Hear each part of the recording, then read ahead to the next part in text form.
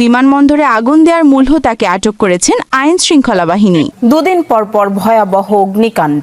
মঙ্গলবার মিরপুর, বৃহস্পতিবার চট্টগ্রাম। আগুনে পুড়ল হযরত শাহজালাল বিমানবন্দরের কার্গো ভিলেজ।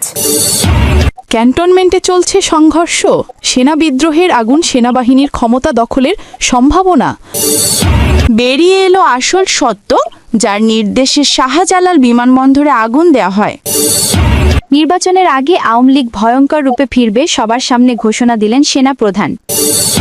ক্ষমতা হারাতে বসেছে সেনাপ্রধান। সেনা বিদ্রোহীর মুখে জেনারেল ওয়াকার। মধ্যরাতে ক্যান্টনমেন্ট ছেড়ে প্রাণ ভয়ে ছুটলেন কুমিল্লা সেনাঘাঁটিতে।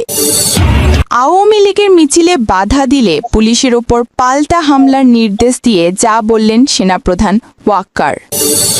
আওয়ামী লীগকে ঢাকার রাজপথে মিছিল করতে নির্দেশ দেওয়ায় সেনাপ্রধানকে দালাল বলে হুঁশিয়ারি দিলেন খালেদা জিয়া। অসহায় সেনাপ্রধানের পাশে ভারত, দুই দেশের সেনাকর্তাদের গোপন বৈঠক। চরম বিপদ বাড়তে চলেছে ইউনূসের।